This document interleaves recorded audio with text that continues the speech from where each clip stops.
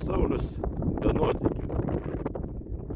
Esu Egipte jau 3 dieną. Nutariau aplankyti nedidelį dykumą. Radau tokį namelį nuo saulės pasislėpti, nes žiauriai karšta. Lauke plius 28.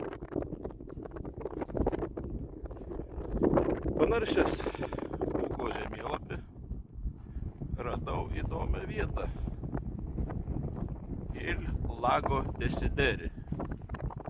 Šiaip aš randuosi Makadi Bay įlankoj, bet toj įlankoj yra toks gabalėlis dykumos.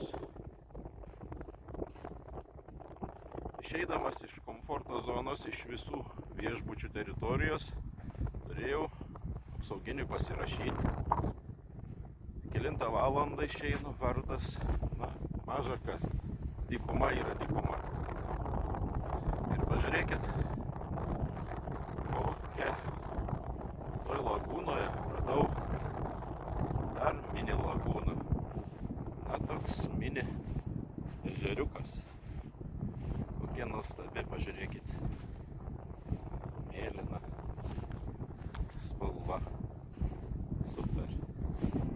Tikrai buvo verta